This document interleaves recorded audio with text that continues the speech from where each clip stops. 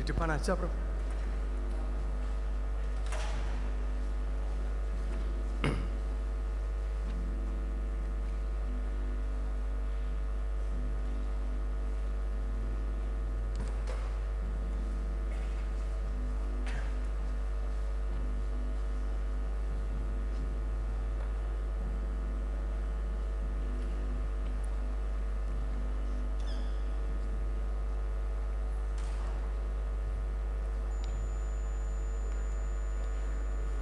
Welcome to our special invitees, delegates from Turkey, Rector of Critical University, Rector of Universitas Gadjah Mada, Vice Rectors, Directors, distinguished speakers, students, and ladies and gentlemen. Thank you very much for your come for this afternoon program. Thank you.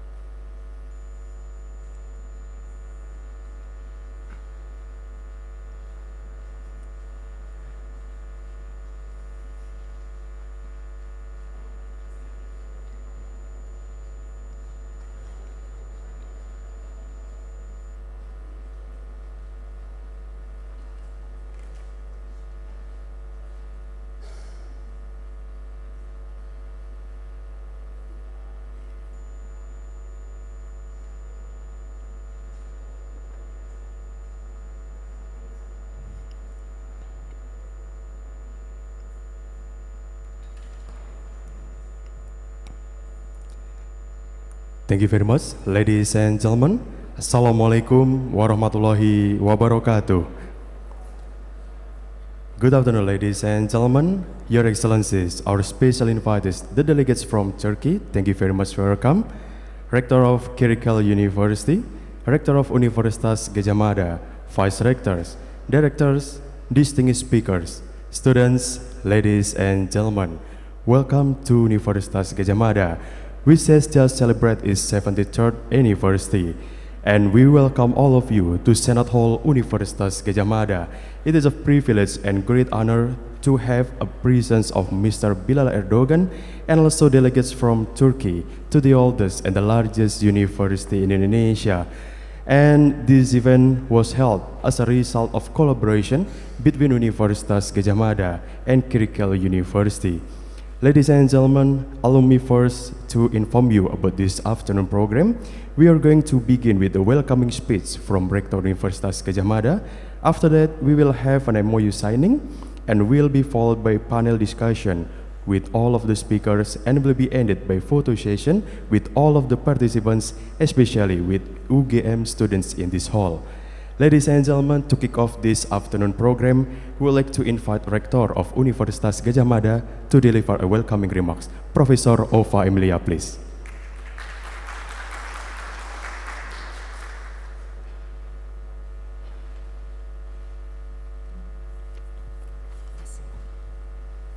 Bismillahirrahmanirrahim. Assalamualaikum warahmatullahi wabarakatuh.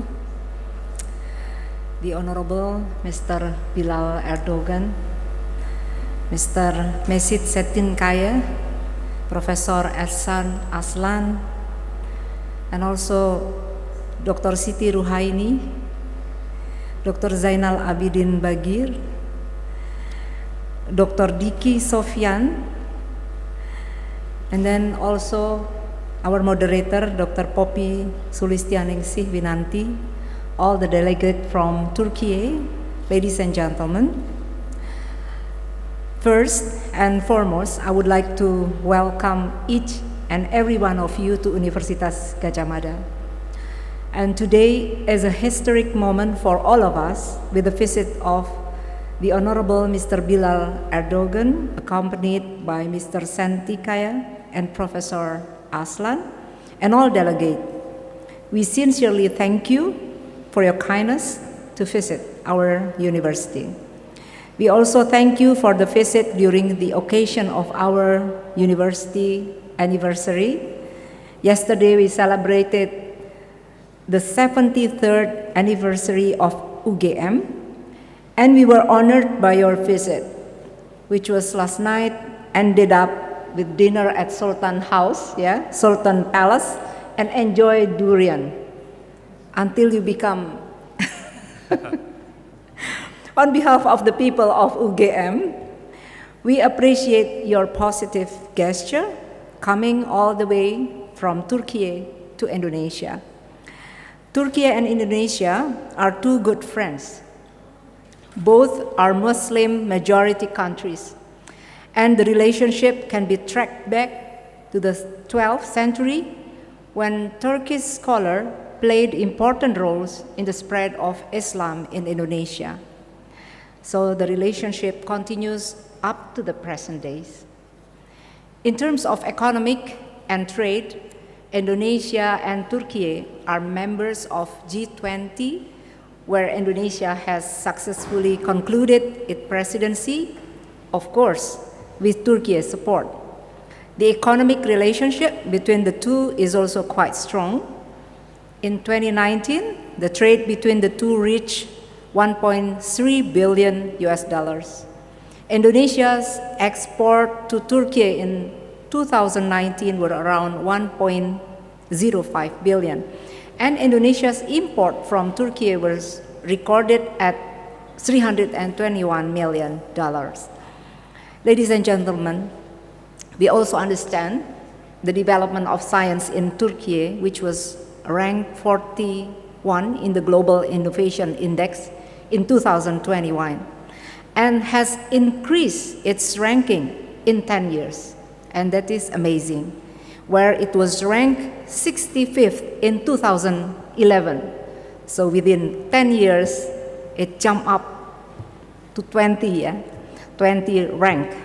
This signifies Turkey's best practice in promoting science and technology. And today, we are lucky to learn from Turkey's presentation and open more discussion for further collaboration. We also will sign MOU to officially facilitate collaboration between UGM and Kirikale University. This is important to serve as the legal basis for our collaboration. However, we understand that MOU is not the end of the story. We really encourage researchers from UGM and Kirikale University to transform the MOU into real and impactful activities, either in teaching and learning, research and publication, or community services and engagement. Once again, welcome to the public lecture, and we wish you all have a productive discussion. Thank you. Wassalamualaikum warahmatullahi wabarakatuh. Thank you very much, Professor Ova. And next, we'd like to invite you to proceed to the signing table. And we will have an MOU signing. There will be two of MOU signing on this occasion. The first, there will be MOU signing between Universitas Gadjah Mada and Kirikale University. So we'd like to invite also Rector of Kirikale University, Professor Ersan Aslan, to proceed to the signing table. The MOU signing between Universitas Gadjah Mada and University of Kirikale will strengthen the collaboration in the field of education, research and community service through the Center for Religious and Cross-Cultural Studies at the Graduate School of Universitas Gadjah Mada will be the first gate of collaboration in the areas of studies, interreligious relations, religion, culture, and nature, and religion and also public life.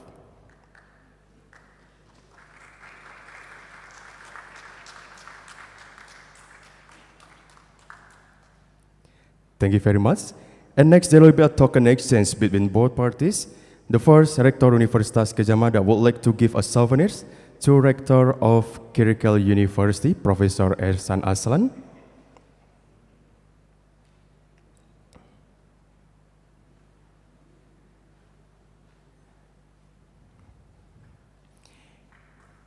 Thank you. And also from Kirikal University, Professor Ersan Aslan would like to give a souvenir to Rektor Universitas Gadjah Mada.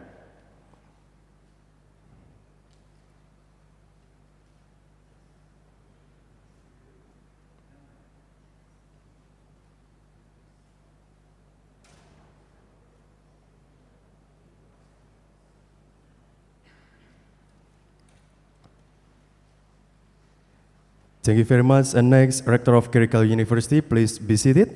And the next Memorandum of Understanding signing is between Universitas Gadjah Mada and also with Professor Dr. Fuad Sezgin Research Foundation for the History of Science in Islam. And we would like to invite the President of the Board of Directors, Mr. Mejid Cetinkaya, and also we would like to invite His Excellency Mr. Bilal Erdogan to proceed as a witness in this MOU signing.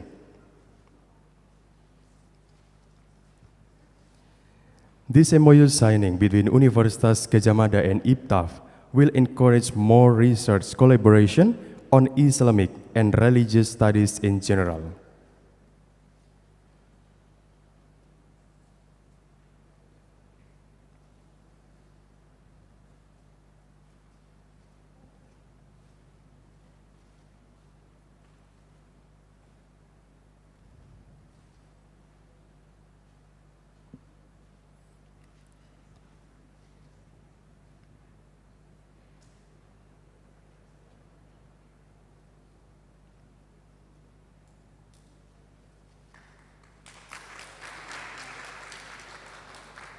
Thank you very much. And next, there will be a token exchange also between Universitas Gadjah Mada and also with the IPTAF.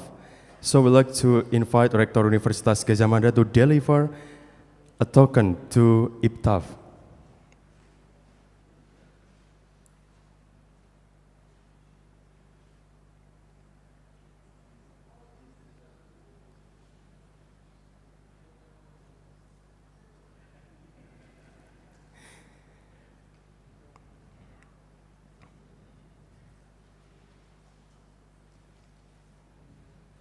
Thank you very much. And also from Professor Dr. Fuad Sezgin Research Foundation, we'd like to give a souvenir to Rector Universitas Gadjah Mada.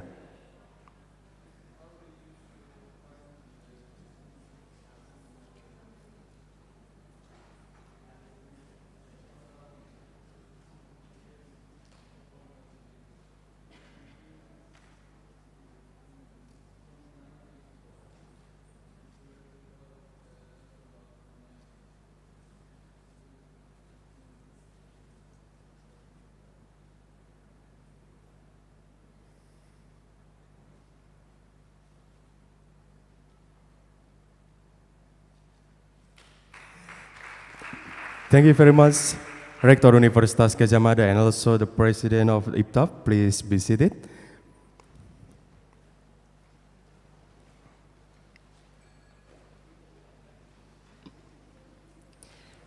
Ladies and gentlemen, after all of the MOU signing, now we are moving to our next agenda. There will be a panel discussion with our invited speakers.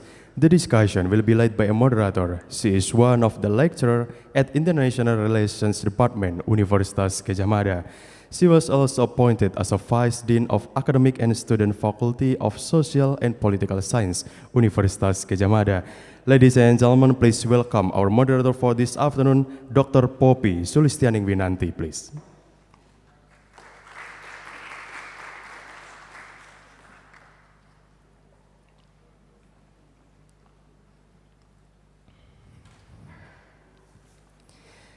So I hand over the stage to Dr. Poppy for 1 hour and 15 minutes, please.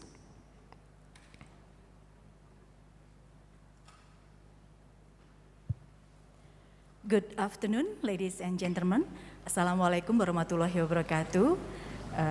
It is an honor for me to be here to moderating the session for today's very important occasion, as we have seen the signing of the MOU between these two universities and also the research institute. So I would like to welcome, first and the foremost is the Mr. Bilal Erdogan, who's going to give the keynote speech for today's session. Please, Mr. Bilal, thank you.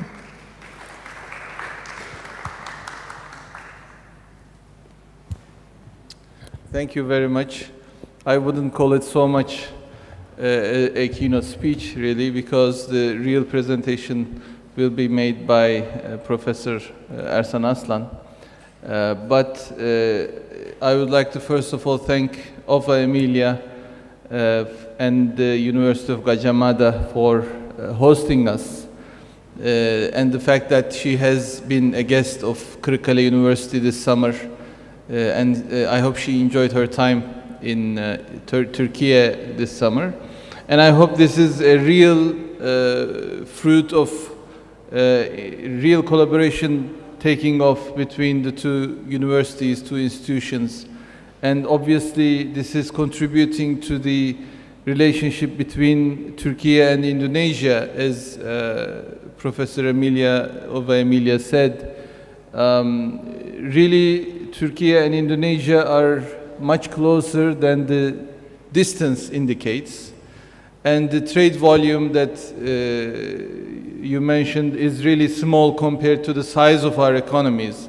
I mean, Turkey exports more than $250 billion of goods every year, and only 300 million, 1 in 1,000, goes to Indonesia. So we need to export more to Indonesia, we need to buy more from Indonesia. Indonesian companies and Turkish companies should produce in each other's geographies, in collaborative entrepreneurial companies to export to their respective geographies, because as you know, Turkey stands in the middle of Africa and Europe and Asia, and Indonesia is the center of all Southeast Asia and Australia. So I think the dynamism and the barakah, the synergy that can be had from increasing this partnership would really benefit the people of two countries, which is more than 350 million people in total. And we share a common legacy, common past, and this is what we are here for. Fuat Sezgin Foundation, established more than 10 years ago, is a foundation trying to spread the legacy of Fuat Sezgin in the world. He passed away in 2018 after 94 years of a very fruitful life. He was a very hardworking scholar. In 1960, there was a coup in Turkey, and after that coup, he was one of the scholars that were laid off by the University of Istanbul, and because of his brother was in one of the ministers of the ousted government, not because he had anything to do with politics. And he had to go to Frankfurt in 1960, moved to the university there, and remained there for the rest of his life until the last 5-6 years, when he spent more time in Istanbul, and he argued that Istanbul would become the center of history of sciences, because he didn't see a future in Frankfurt for his institute and for his scholarly work. And this foundation is one to pursue these goals. But I want to say two things to especially the students here about Fuat Sezgin. The first is about himself. Fuat Sezgin, as I said, for more than 70 years, until his passing away, worked 17 hours a day, and not 5 days a week or 6 days a week, all days and all hours of the week and the year. He didn't eat much, he didn't sleep much, he didn't know anywhere else other than his institute, his home, and the airport or the rail station, because those were the only places that he would go. And he spent his younger years in libraries, going through the pages of scriptures nobody has opened before. And that is how he found many writings from those scriptures that no Orientalist before him wrote about in their research. So this is the message I want to give first. In our times, there was a man by the name of Fuat Sezgin, whom we got to know, whom we saw, and we really witnessed that worked so much for his goal that he dedicated his life to. He learned to read more than 27 languages because he would always research the literature in its native language. He wanted to make sure he read it himself. So he would learn the language first and then go to that literature. So nowadays, when we talk about scholarly work, we try to find shortcuts. Research is much easier. Access to information is much easier. But really, if you dedicate your life, the amazing volume of work that he has gone through and that he has written is unfathomable by the amount of work that we give today to our scholarly endeavors. So this guy is an example for all scholars out there who want to dedicate their lives to the scholarly tradition of humankind. And the second message I want to give is that his dedication was to give the message to especially Muslim youth and to the world, to humanity, that one's background or religion doesn't dictate their standing in sciences or development. So Muslims today are not backward because of their religion, because that they're Muslims. And Christians today, or the Western tradition, is not ahead because they're Christians. Because I must be honest, a century ago, intellectuals in my country claimed if we were Christians, we would have developed. And this is totally false.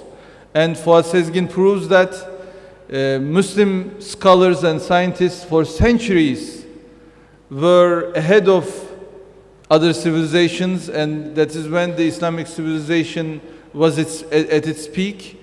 And it can happen again. Basically, there is a cyclical nature of civilizational races, so to speak. There is a race between civilizations, if I may. And the cyclical nature dictates that no civilization will remain at the top forever. There is always going to be ups and downs. And the Islamic civilization had its down, and the Western civilization had its up. And if it's turn again for the Western civilization to lose its steam and to transfer its position as leading in science and development for humanity, Muslim civilization and the youth has to be ready to take up that responsibility by working hard, by believing in themselves, and by knowing more about the tradition of the scholars that came before us from our tradition and how they achieved those successes. So I would like to thank University Gajah Mada for hosting us here. I hope to listen to a fruitful presentation from Professor Aslan, and hope to see you again in Istanbul at our museum or library or institute that we are supporting. And thank you, Professor of Emilia, and all your team. Thanks.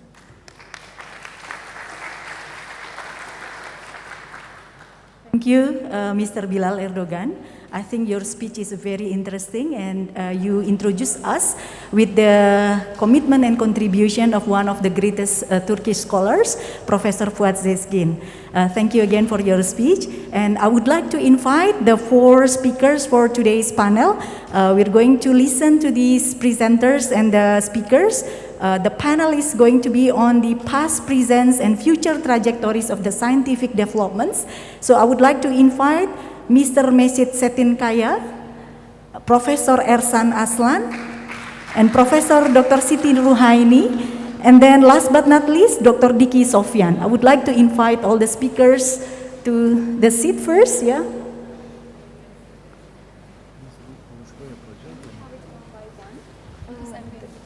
Oh, okay.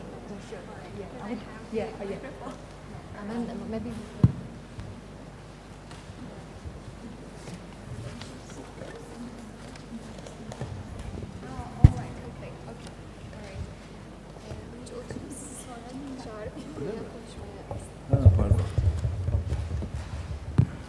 Thank you. The first speaker will be Mr. Mecit Setinkaya. He's the chairman of the board of the Professor Fuad Zeskin, and he's going to speak about the Professor Fuad Zeskin Research Foundation, the purpose of the foundation. The second speaker will be Professor Ersan Aslan. Professor Aslan is the rector of the Kirikala University, and he's going to speak about our common heritage, a history of science with examples. And then we're going to invite Professor Dr. Siti Ruhaini, and she's going to speak about the scientific mind in the religious traditions.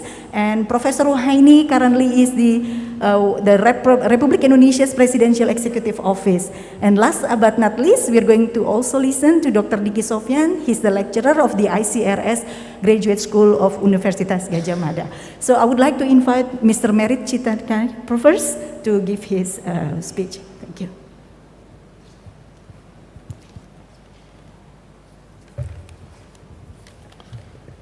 Sayın Rektör Profesör Doktor Ova Emilia, Sayın Rektör Yardımcıları, Sayın Hocalar ve değerli öğrenciler. Dear Rector, Professor Dr. Ova Emilia, dear Vice Rectors, dear academic staff and students. Eserleri İslam bilim tarihine ışık tutan ve müracaat kaynağı olan Profesör Doktor Fuad Sezgin çalışmalarını İstanbul'a taşımak istediğinde İslam Bilim Tarihi Araştırmaları Vakfı'nı 2010 yılında İstanbul'da kurmuştur. When Professor Sezgin aimed to move his works to Istanbul, the works which enlightened and shed light on the history of science, he established his research foundation in Istanbul in 2010. Sayın Profesör Ersan Aslan, Sayın Necmettin Bilal Erdoğan ve ben Mecit Çetinkaya bu vakfın üyeleriyiz. Mr. Bilal Erdoğan, I'm Mr. Mecit Çetinkaya, and Professor Dr. Ersan Aslan are the members of this research foundation. 8 ve 18. yüzyıllar arasında Müslüman bilim insanlarının dünya medeniyetine kazandırdıkları eserlerin replikalarının olduğu Almanya'daki müzenin aynısını İstanbul'da 2008'de Topkapı Sarayı'nın bahçesinde Gülhane'de kuruldu. The same museum, which is located in Germany, was founded in 2008 in Istanbul in Topkapı Palace in Gülhane, which are the replicas of the same instruments and equipments and the tools are exhibited in the museum. Sonrasında Almanya'da hayatı boyunca biriktirdiği ve içinde 1000-1200 yıllık el yazması eserlerin bulunduğu muazzam kütüphanesini müzenin yanında bulunan kendi ve eşinin adını taşıyan Profesör Doktor Fuad Sezgin ve Doktor Ursula Sezgin kütüphanesine taşımıştır. Afterwards, he also brought his library, the library that he collected the books throughout his life, and this library also named after him and his wife, Professor Dr. Fuad Sezgin and Dr. Ursula Sezgin Library in Istanbul. Ancak bu kitapların yarısı Almanya'da kalmıştır. However, the half of the volumes of these books remained in Germany. Sayın Cumhurbaşkanımız Recep Tayyip Erdoğan Beyefendi, hocamızın 2018 yılında vefatından sonra 2019 yılını Türkiye'de Profesör Doktor Fuad Sezgin yılı ilan etmiştir. After the death of Professor Sezgin in 2018, our President Recep Tayyip Erdoğan declared 2019 as the year of Professor Dr. Fuad Sezgin. Vakfımız bir yıl içerisinde 2000 civarında etkinlik düzenlemiş ve Fuat Sezgin'in çalışmalarını tüm dünyada anlatmaya çaba sarf etmiştir. Our foundation organized around 2,000 events in 1 year and aimed to deliver the message of his works around the world. Hocamızın amacı ve isteği İstanbul'u bir bilim merkezi haline dönüştürmek. Bu yüzden İstanbul'da Fatih Sultan Mehmet Vakıf Üniversitesi'nde kendi ismini taşıyan bilim tarihiyle ilgili enstitüyü kurdurmuştur. The main purpose of our professor was to turn Istanbul into a science center. That's why he also established an institute at Fatih Sultan Mehmet Vakıf University. Vakfımız bu bölümde okuyan lisans, yüksek lisans ve doktor öğrencilerine burs vermektedir. Our foundation gives scholarships to students at this university at different levels, including undergrad and graduate levels. Sayın Bilal Erdoğan'ın bahsettiği gibi Türkiye'den bazı sebeplerden dolayı gönderilen Fuat Sezgin hocamız Almanya'dan İstanbul'a ve İslam haline kavuşturulması, kazanması Sayın Cumhurbaşkanımız Recep Tayyip Erdoğan sayesinde olmuştur. As Mr. Erdogan mentioned previously, Professor Dr. Fuat Sezgin had to leave our country due to some reasons. However, his return to his own country was managed by the support of our President Recep Tayyip Erdogan. Hocamızın Türkiye'de ve İslam alemine yaptığı bu hizmetlerin kazandırılmasına, hocamızın İslam dünyasına yeniden kazandırılmasını sağlayan Cumhurbaşkanımız Recep Tayyip Erdoğan, bu vesileyle ben Sayın Cumhurbaşkanımızı Türkiye'ye ve İslam alemine kazandıran, İslam aleminin unutmaya mahkum ettiği Sayın Profesör Fuat Sezgin'i kazandırdığı için huzurlarınızda tekrardan teşekkür etmeye bir borç biliyorum. I would like to thank our President Recep Tayyip Erdogan in front of you again because he enabled us to be aware of these esteemed scientists and his contributions to our country as well as to the Islamic civilization. Aslında kendi bu çalışmaları yaptıktan sonra Sayın Necmettin Bilal Erdoğan'ı oğlunu da bu çalışmalara vazifelendirmiş ki Bilal Erdoğan beyefendi de zaten kendisi de bu çalışmaların içindeydi. Hocamızın İstanbul'a gelmesinde hastalığı boyunca ve çalışmalarında en büyük destekçisi olmuştur. Vakıf adına ve İslam alemi adına ben de kendisine burada teşekkür ediyorum ve ayrıca burada bulunduğu için de teşekkür ediyorum. Besides himself, our President Recep Tayyip Erdogan appointed his son, Mr. Bilal Erdogan, in order to support and strengthen the distribution and the familiarization project of Fuat Sezgin and his works around the world and in our country. I would like to thank Mr. Bilal Erdogan for taking care of Professor Fuat Sezgin personally, and in addition to this, I would like to thank him for being here with us today. Bugün biraz önce imzaladığımız protokol ile bu beraberliğimizin devam etmesi arzusundayız. I deeply hope that with the protocol with MOU that we have just signed, this partnership will continue. Bu çerçevede sizleri 2 yılda bir İstanbul'da düzenlediğimiz Profesör Doktor Fuat Sezgin Uluslararası Bilim Tarihi Sempozyumunda misafir etmek arzusundayız. To this end, I would like to express our desire to host you at our foundation for the organization that we carry out every 2 years. İnşallah sizleri İstanbul'da ağırlama imkanını bize verirsiniz. Inshallah, you will give us the opportunity to host you in Istanbul. Bu organizasyondan dolayı sizleri ve emeği geçenleri başta Sayın Rektörümüz olmak üzere tebrik eder, başarılarınızın devamını diler, davetinizden dolayı tekrar teşekkür ederiz. I would like to thank Professor Dr. Ova Emilia and everyone who contributed the organization of this event today, and I wish you all the success. Allah'a emanet olunuz. Selamun aleyküm. May Allah be with you. Selamun aleyküm.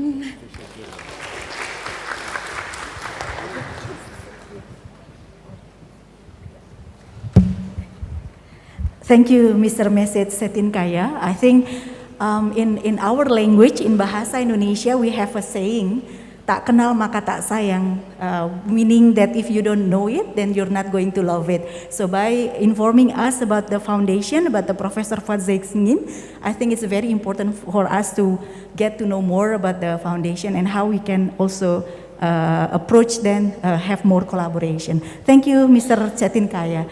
For the next speaker, I would like to invite Professor Dr. Ersan Aslan. Would you like to take the stage? And your time is to give us a speech on the history of science with example. How many minutes do we have? 5 minutes?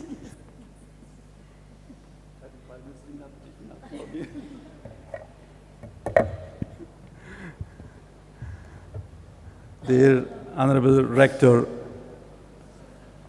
she permitted me to say of a sister.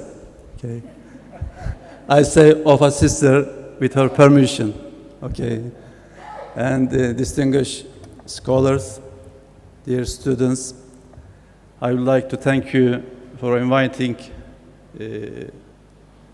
us to your university and to give a chance to make a speech about the history of science. I'm very impressed. Impressed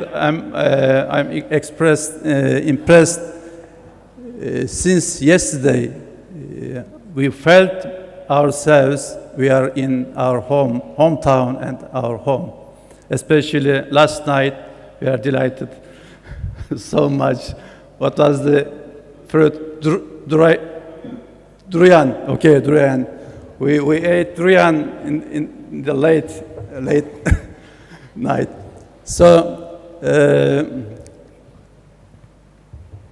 in July, in the 4th past July, your university actually was in Kırıkkale. There are 3 representatives of your university. We were very happy to see them in our hometown and in our university, and we talked about the leadership of the higher education universities.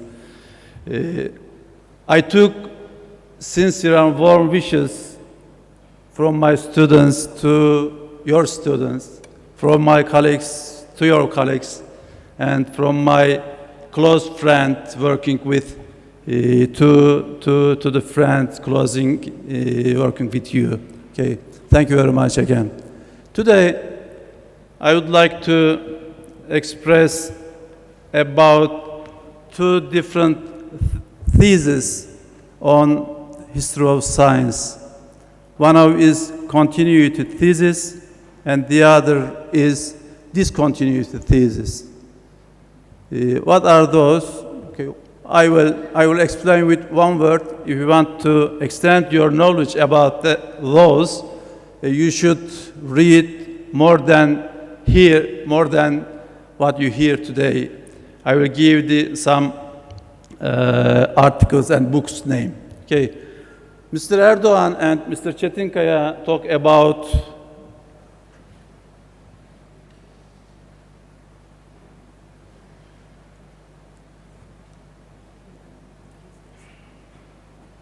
Thank you. Mr. Erdogan and Mr. Çetinkaya talk about Fuat Sezgin. Fuat Sezgin is this guy, and he spent his life 94 years, mostly in Germany, in Frankfurt. He studied on the civilization of the world, not only on Islamic civilization or Islamic culture, but also human life civilization. So the title of the presentation is Common Heritage and the Future of Humanity in the sense of the history of science. We will change the slides. Who is the master of computer? Can I see the hand? Okay, thank you. As Fuat Sezgin pointed out, he said any civilization, any civilization give his attempt and results of the scientific works put in the civilization page. Small or big, but every civilization did the same in the sense of the history of science. Yes, please. The presentation plan, Western view of the history of science, which means the discontinuity thesis. And continuity thesis, some Western scholars and the Muslim scholars saying this, talking about this thesis. And what is the truth about history of science? I will give some clues, or I will give some examples about the history of science. And what did Muslim culture do in science, technology, and education to enrich the civilization heritage? And how can we encourage our youth to believe in their ancestors? And how can we build a better future together, all together, all over the world? Yes, please. Shall we ask some questions ourselves? Maybe it should be the first. Is there any interruption in the history of life, humankind, history of humankind, or human life after creation? Is there any interruption? Is there any interruption? I am hearing that you say no, I think. All the questions and one answer will be no, but let's look at the questions. Could there have been a period when humanity didn't produce knowledge? Is it possible, or was it possible? Could there have been a decrease or discontinuity in human curiosity to learn? I am very curious to man. And so anyone in this saloon, I think, is curiosity.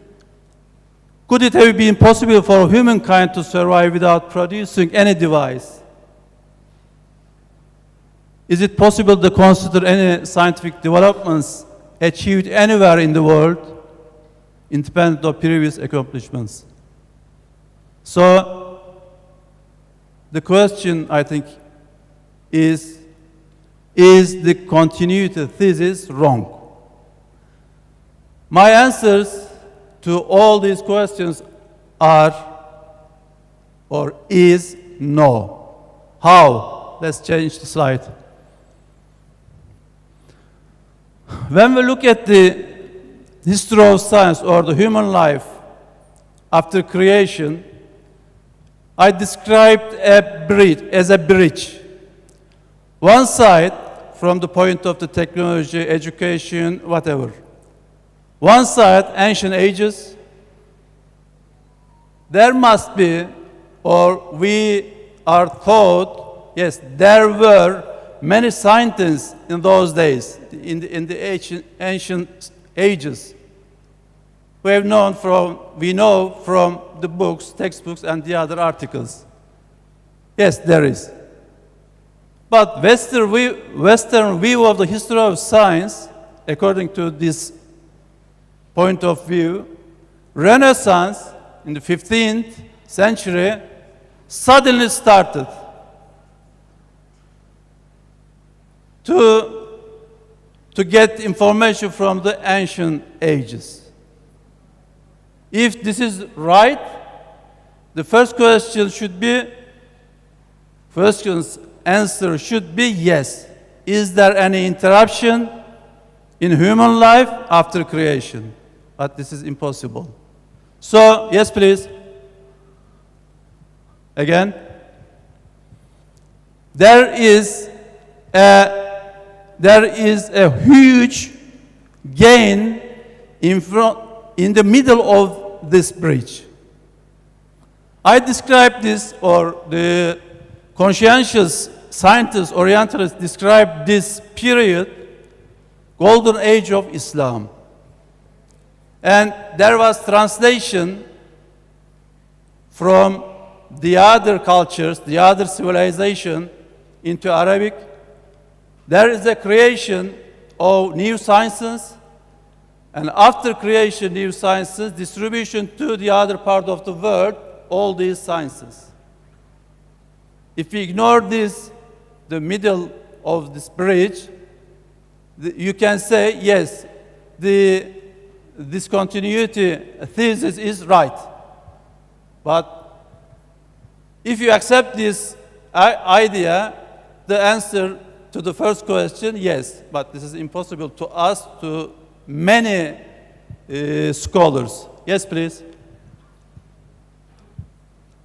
Continuity thesis describes mainly, shortly, there is no radical discontinuity in science, in education, in any circumstances in human life.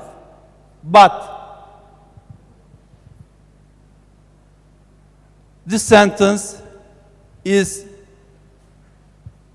so important. Majority of the Western world's scientists, some Orientalists as well, believes that the traditional view of scientific revolution means Renaissance revolution occurring in the 16th and 17th century, starting with 15th century.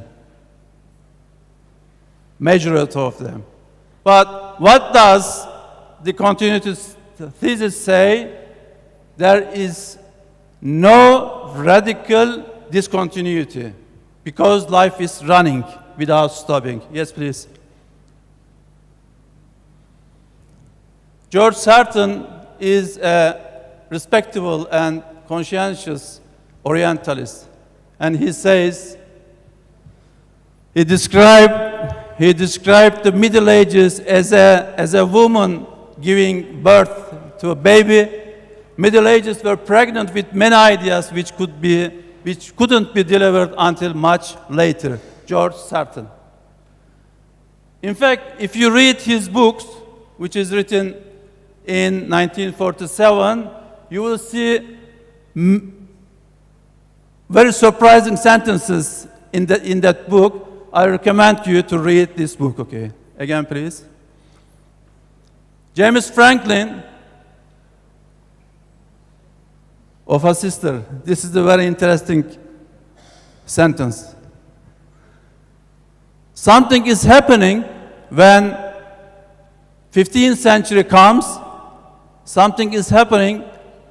Sudden dawning of a new outlook on the world after 1,000 years of darkness. Everywhere is shining. When? Suddenly. But it is impossible. If you think about the whole human life, we can say this is impossible. And you can read these books, the Renaissance myth. It describes Renaissance is a myth. Yes, please. Another respectful scientist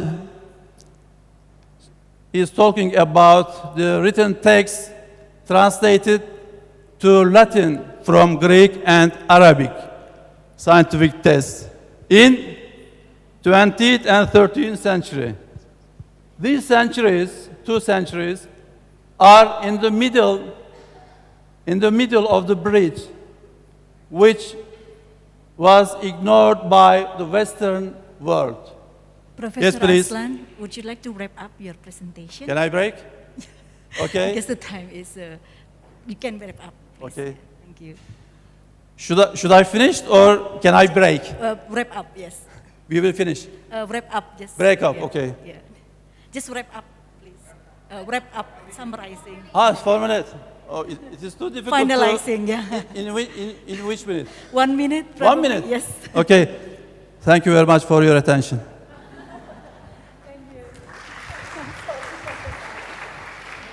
Very important sentences at the end. Thank you, Professor Aslan. My apologies that I have to stop your very interesting presentation.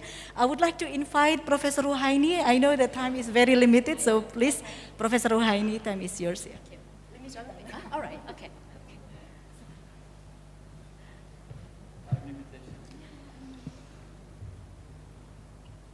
So maybe you might need this one. Okay, sorry about that. Bismillahirrahmanirrahim. Assalamualaikum warahmatullahi wabarakatuh. Good afternoon.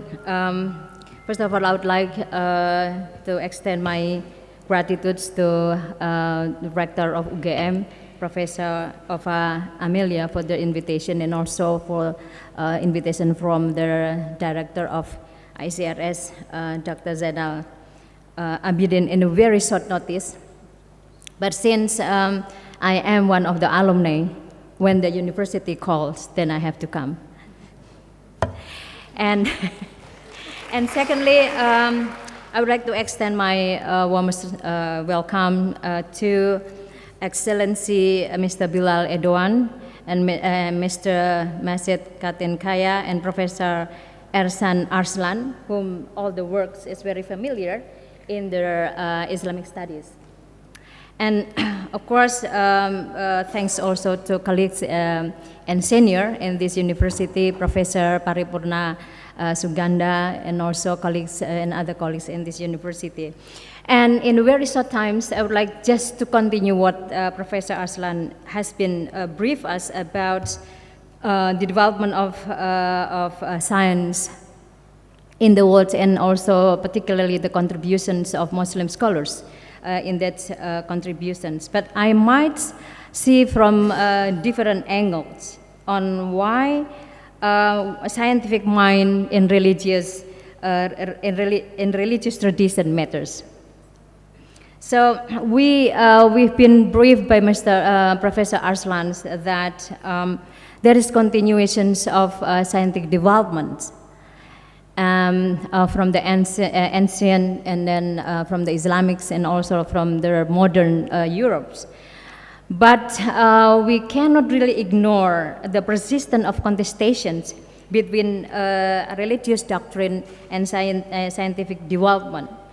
And also, maybe also, please, next please.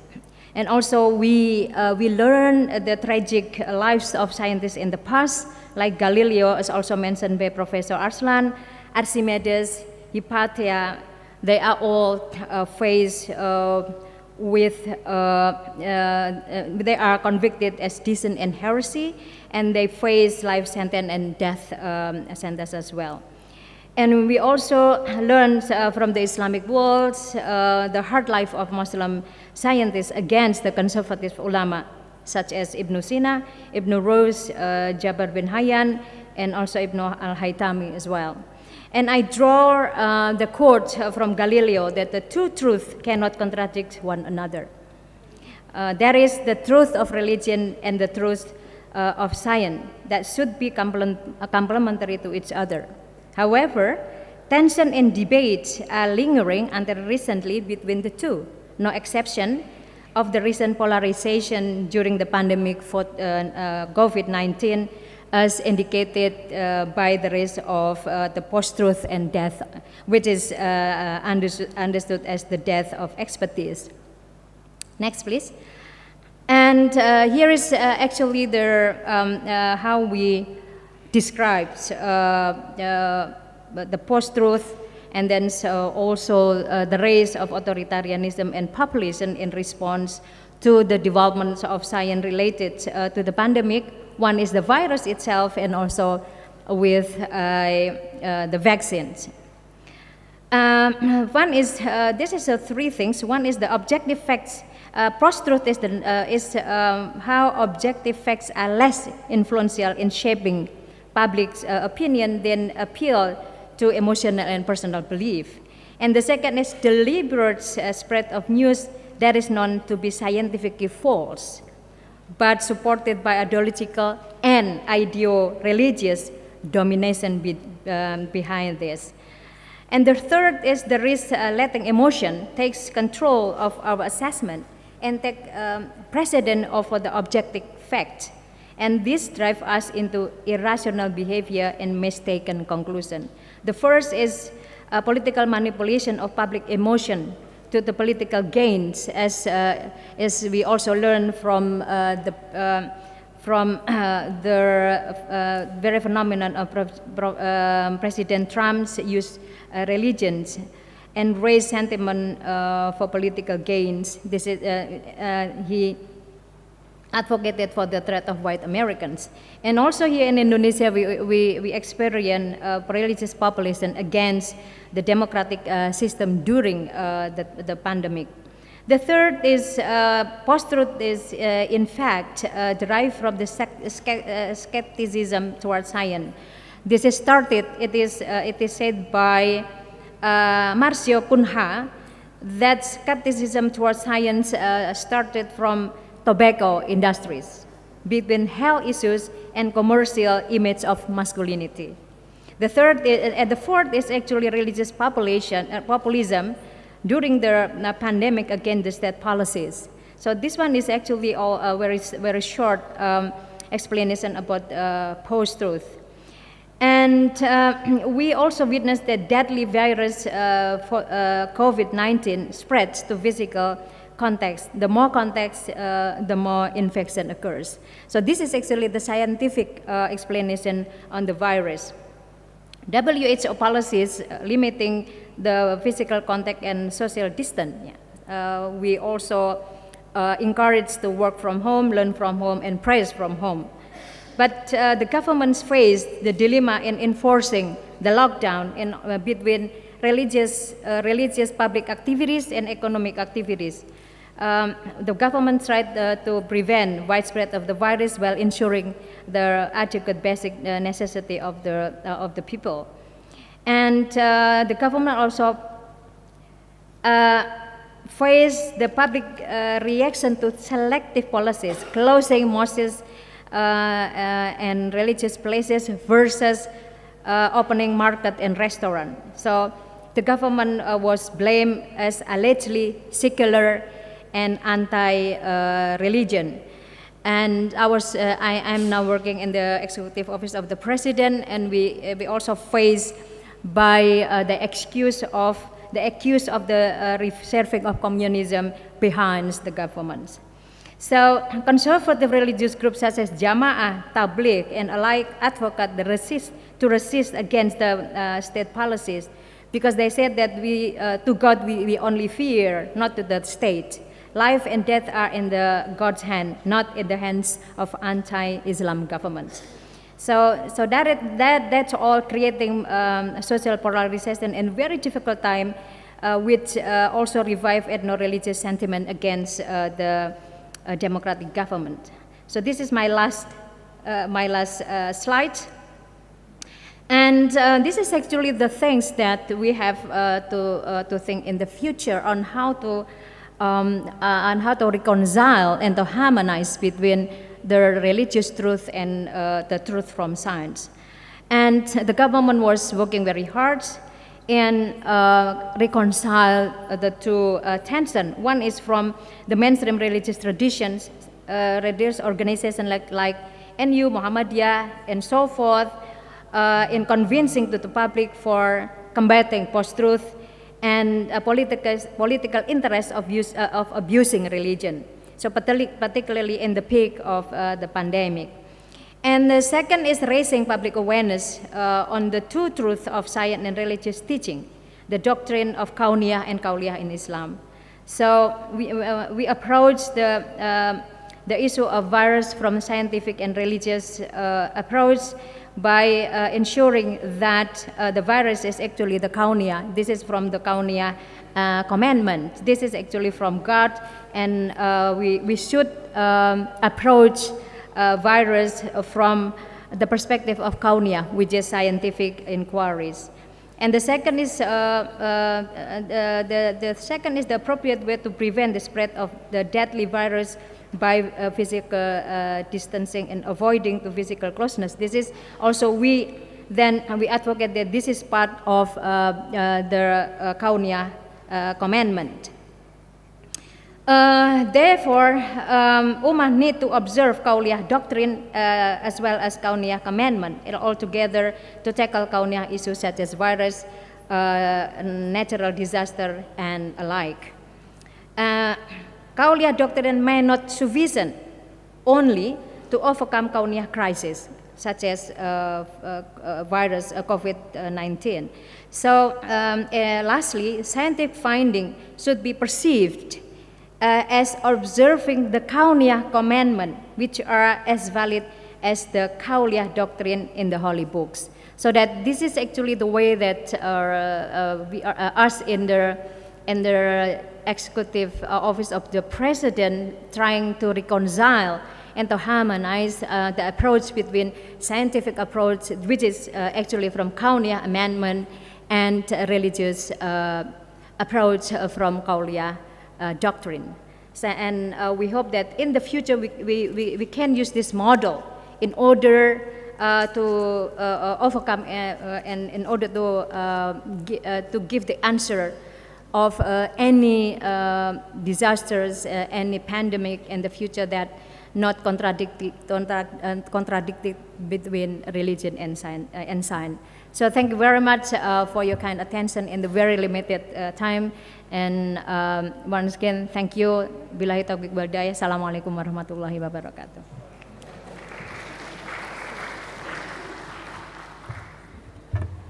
Thank you, Prof. Ruhaini, for a very interesting presentation. And I would like to invite Dr. Diki Sofyan. Also, time is very limited, Dr. Sofyan, so hopefully you can make use of the time. Thank you.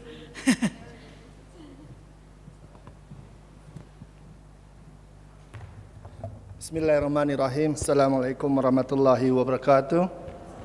My name is Diki Sofyan from the Indonesian Consortium for Religious Studies in UGM here in the Graduate School of Universitas Gadjah Mada. So thank you very much for inviting me, Ibu Rektor, for this fine event. It's unfortunate that we weren't able to listen to the elaborate thoughts of Professor Aslan, but it's fairly easy nowadays, I guess, to sort of be in a state of tremendum when one thinks about the scientific developments in the West. Yeah, obviously, there is great achievement in terms of the scientific developments and technological advancements in the West. And it's fairly easy for us living in the developing world, the Muslim world, who might be feeling a little bit down because of our backwardness in terms of our own sort of scientific endeavors and technological underdevelopment.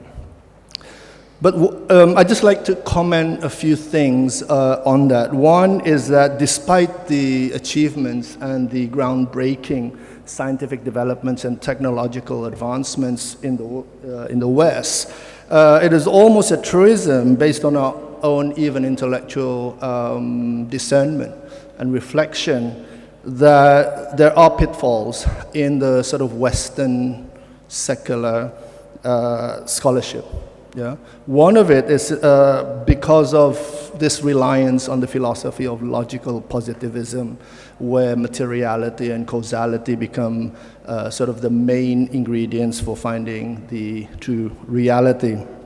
And obviously from the viewpoint of Islam and the Muslim perspective, you know, we have come a long way in terms of not only recognizing materiality and causality, but also some of the more sort of metaphysical realities out there. So I think this is one of the major pitfalls that we need to look at and to explore further, yeah? Because after all, much of the problem of humanity today and the modern man, so to speak, as species and not gender, is actually this loss or the lack of meaning in life, and the lack and the loss of identity in this sort of uniformed global capitalistic world. And also the way we look at reality. One of the most important contributions of Islamic philosophy is this leveling of certitude, Yeah? We call it the hierarchy of certitude. That's why we have ilm al-yaqeen, we have ayn al-yaqeen, and we have haqq al-yaqeen. Right? So Islamic philosophy has laid the foundation of these hierarchy of certitude. And hence, certitude is always based on the epistemological basis in which we see reality. And it's quite interesting that in Islam, for most of us as Muslims here, we also have the other name, the alternative name of Allah, which is Al-Haqq. Yeah? And this, I think, is one very important point that oftentimes we forget when we think about reality, when we are doing scientific endeavors. In some quarters of the other Muslim world and developing world, there is this sort of effort in the Islamization of knowledge. And obviously for Indonesian, most notably Indonesian Muslims, we do have some reservations about the Islamization of knowledge, considering that there is no such thing as, knowledge per se, or Islamic knowledge per se, or God's knowledge per se, because all knowledge does derive from God, ultimately. But there is that sort of other output, which is much more sort of that post-colonial, decolonial, and anti-colonial perspective, especially in the social science and humanities, which I think is sort of getting and gaining momentum from many Muslim scholars in third world and developing countries, including the Muslims. Now, I guess one of the, or at least some of the issues that we need to raise today with respect to the scientific development, especially among the developing countries and the Muslim population, is, how do we deal with this idea about sustainability, sustainable development? Yeah? What does our tradition tell us about sustainability? What does Islam or the Quran say about sustainability? Yeah? And how do we adjust our thinking about the future of this planet? And how do we adjust our scientific discoveries and methodologies in trying to overcome this problem of sustainability? We are now facing various crises, including food and energy scarcity and so on and so forth. Yeah? So there needs to be some form of alternative thinking to be developed as we think about the scientific development.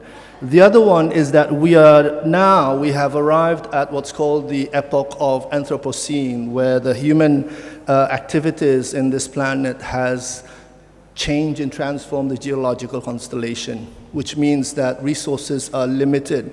Both the living and non-living resources is limited. And the question, I guess, for all of us is, we think of ourselves as the quintessential Khalifa fil Ard, or the steward of the earth. Yeah, but what does that really mean? Does it mean that all of the creation on this planet and beyond were subjected to the human desires and wants and whims and fancies? That is one sort of philosophical question that we need to respond to. Yeah? Obviously, that could not be the answer to that question. So there needs to be an alternative ways in which we think about trying to redefine this idea about Khalifa fil Ard, or this idea about stewardship of the earth. The last thing I'd just like to mention is, what do we do with this Internet of Things and the robotics and the machine learning systems that we are now all accustomed to? What's the ethics behind all of this? How do we as spiritual people, religious people, as Muslims, think about this, as part of God's creation or human creation, and how do we respond to some of these latest scientific developments and technological advancement? I'm not going to answer that today, but hopefully that all of us can think about this of the years to come. Thank you very much. Tasyakur dan. Assalamualaikum warahmatullahi.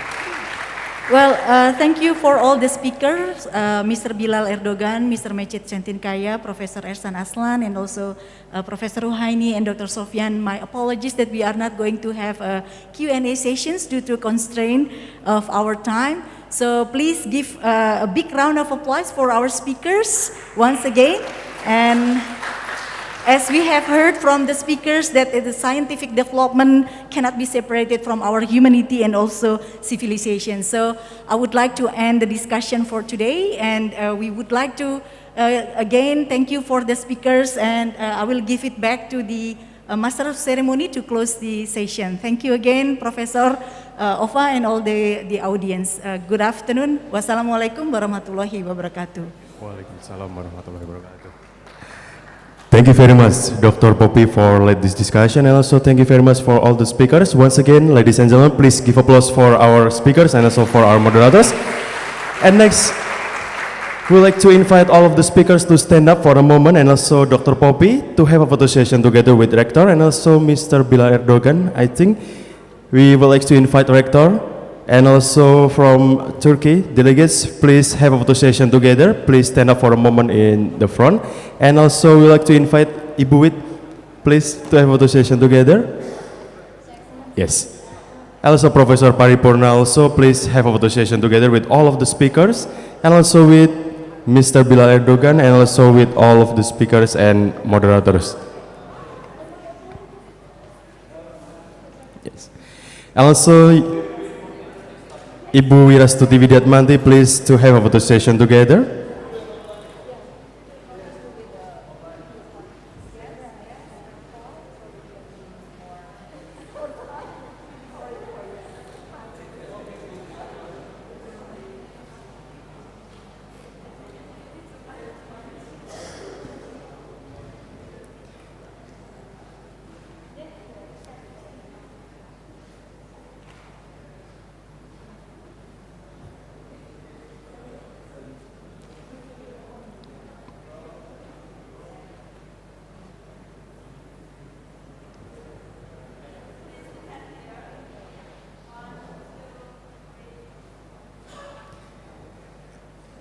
Thank you. Ladies and gentlemen, once again give applause for our speakers for this afternoon. Ladies and gentlemen, this is the end of our meeting this afternoon. We sincerely thank you, Your Excellency and your associate, for your visit to Universitas Gadjah Mada for today. We would also like to thank the Vice Rectors, Deans, Directors, distinguished guests, and all students for your coming and participation in this afternoon program. Thank you very much for your attention. We do hope all of you enjoy the program this afternoon.